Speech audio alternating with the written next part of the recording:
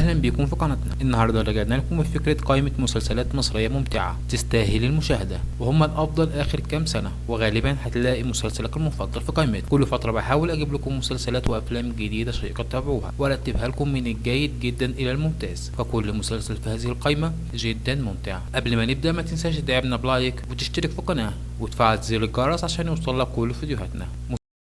مسلسل لعبة إبليس أو مسلسل الساحر، مسلسل إشارة وتشويق وغموض، اتعرض في موسم 2015. المسلسل من إخراج شريف إسماعيل وتأليف إنجي علاء، ومن بطولة يوسف الشريف وشيرين عادل وفريال يوسف وهبة مجدي وغيرهم. في المسلسل بيجسد الفنان يوسف الشريف شخصيتين توأم، الأولى هي اللي رجل أعمال ناجح وليه مكانة اجتماعية مرموقة، والتانية الساحر بيتعاون مع الشيطان عشان يحقق أهدافه. فإيه اللي هيجمع الشخصيتين دول مع بعض وخصوصا بعد وفاة أبوه؟ والمسلسل ده لازم يكون في قائمتنا عشان هو لعبها صح.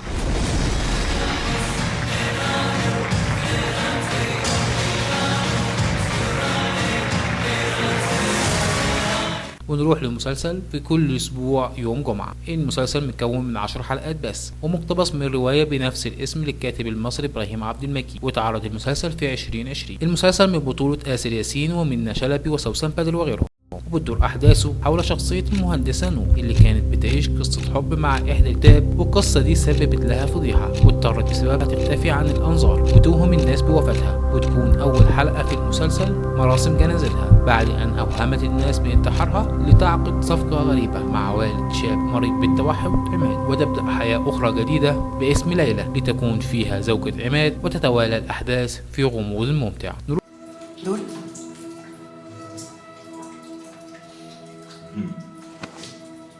طب يلا اقلع وانزل الميه.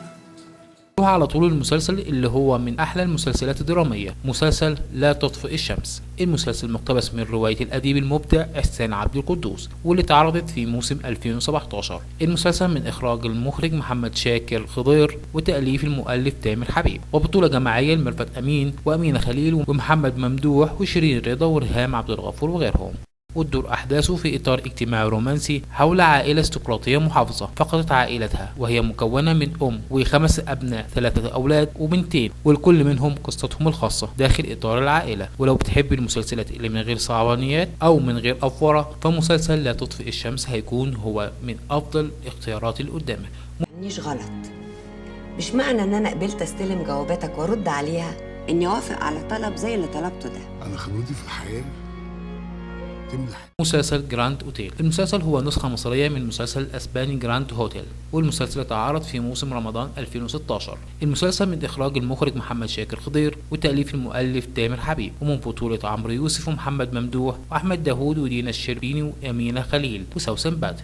بتدور أحداثه في أحد الفنادق الضخمة اللي بيسكنها رجال الأعمال واللي بيعقدوا فيها صفقاتهم، واللي فيها حصلت جريمة قتل تعرضت لها موظفة. وبتركز أحداث المسلسل في رحلة على أخو الموظفة في البحث عن القاتل لتقديمه للعدالة.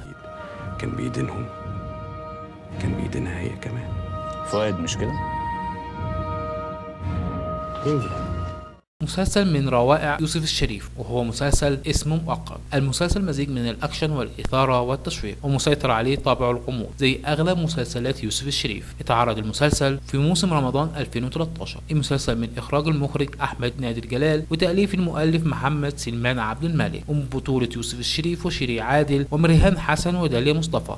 بتدور أحداث المسلسل حول أحد رجال أعمال يوسف اللي قرر العودة إلى وطنه بعد غياب طال أكثر من 10 سنوات يحقق فيها نجاح وثورة كبيرة، ويتعرض يوسف لحادث أليم ويفقد الذاكرة نتيجتها ويصبح سريع الذكريات، ويحاول التعرف على شخصيته الحقيقية. ومع تصاعد أحداث المسلسل بنكتشف أسرار أكتر عن الحادث. الذاكرة ايه؟ فقد الذاكرة دي ده عيان، ما انا بقى ميت ولا ايه؟ الاستاذ يوسف ممكن يعلي المبلغ ده لو الدكتور وافق. 10 مليون. مسلسل ب100 وش، مسلسل دراما بطابع كوميدي. نقدر نقول انه انجح مسلسل اتعرض في موسم رمضان 2020 ومن الانجح في مصر من كام سنه. المسلسل من اخراج المخرجه كامله ابو ذكرى وتاليف المؤلف احمد وائل، وبطوله نيلي كريم وآسر ياسين ومصطفى درويش واسلام ابراهيم وشريف دسوقي وعلاء رشدي. يقع أحداث المسلسل في إطار كوميدي لايت، حيث يقع أبطال المسلسل في العديد من المفارقات الكوميدية. وفيه شخصية سكر نصابة محترفة نصب عليها من عمر اللي هو نصاب محترف برضه، واللي تدخل معاه في صراعات عشان ترجع أموالها، وبعدين يقرروا الاتحاد مع بعض للقيام بعمليات نصب أكبر. السلام عليكم. الحاج باسم مين؟ هتعملي ايه يا حبيبتي؟ حواجبي.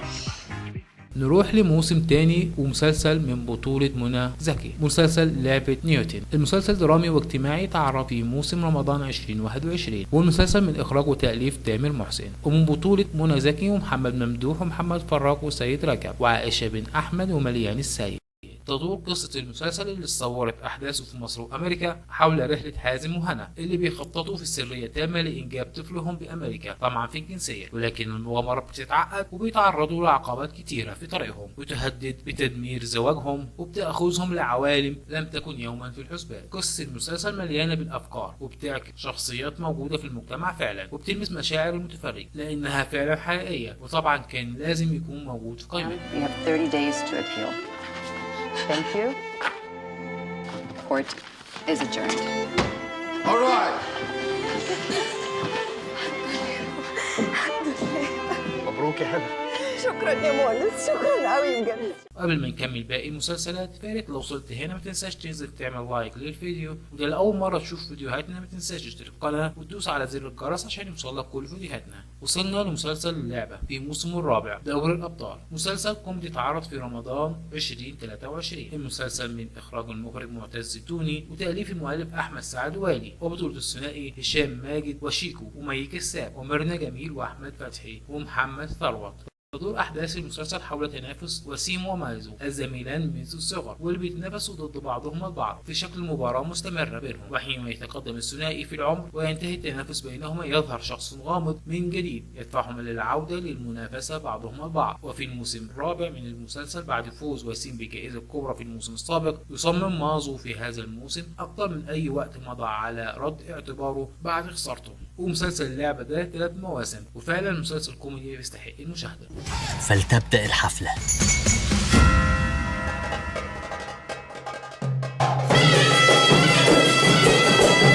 نروح لمسلسل المداح في موسم الثالث أسطورة العيش. المسلسل فعلا بيستحق المشاهدة واتعرض في رمضان 2023. المسلسل من إخراج المخرج أحمد سمير فرج وتأليف المؤلف أيمن جمال ووليد أبو المجد. أما طاقم المسلسل فتكون من حمادة هلال ومحمد رياض وهبة مجدي وخالد سرحاني ودينا عبد العزيز ومحمد عيد.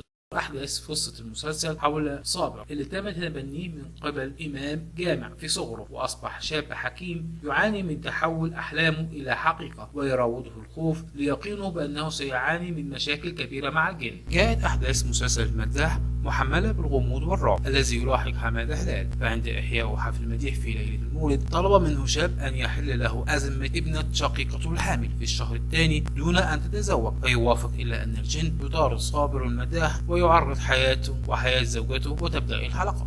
ولد مش ابني. لازم تعرفي كويس ان احنا ابننا في خطر يا رحاب. ابننا ولا ابن الجن؟ ندخل على الجد ومسلسل ونوس. اتعرض المسلسل في موسم رمضان 2016. المسلسل من إخراج المخرج شادي الفخراني وتأليف المؤلف عبد الرحيم كمال، والمسلسل من بطولة الشيطان الذي أحبته المشاهير يحيى الفخراني ونبيل الحلفاوي وهالة صدقي وسماح السعيد وحنان مطاوع ومحمد شهيد. وتدور أحداثه في إطار دراما اجتماعية عن أحد الآباء يقول ترك أبنائه وزوجته واختفى لمدة 20 عاما، وبعدها يأتي الشيطان ونوس إلى أسرته ويدعي أنه صديق والدهم ويخبرهم أن والدهم وهو يمتلكان الملايين. تتطور الأمور ويبدأ الصراع بين الأبناء والزوجة ما بين العودة إلى حضن الأب والأموال أو المضي في حياتهم كما كانوا.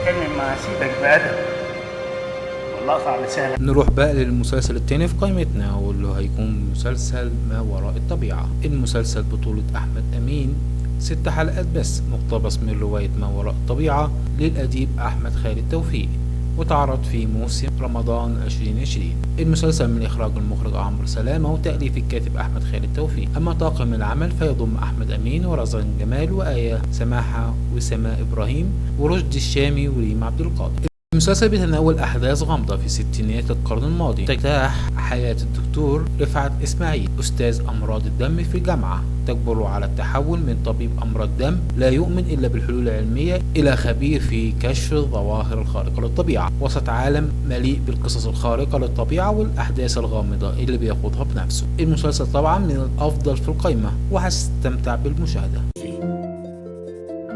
منها مثلا توقع الأسوأ لأن هو ده اللي هيحصل، ويجوز تكون حياة الإثبات العلمي الوحيد للقوانين دي.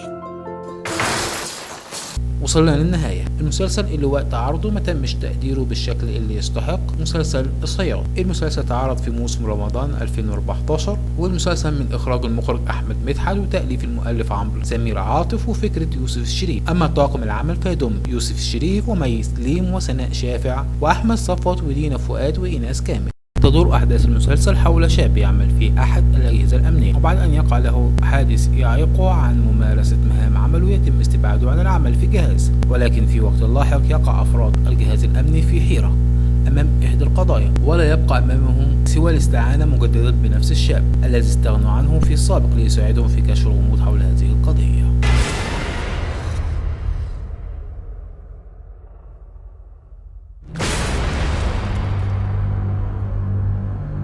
وبكده خلصت قائمتنا النهارده. اكتب لنا كومنت بالمسلسل اللي شايف انه رقم 1 في قائمتنا، وايه المسلسلات اللي ظلمت وشايف انها كانت تستحق انها تكون في قائمتنا النهارده. كان معكم احمد، ما تنسوش الاشتراك في القناه وتفعيل زر الجرس عشان يوصلكم كل جديد. مع السلامه.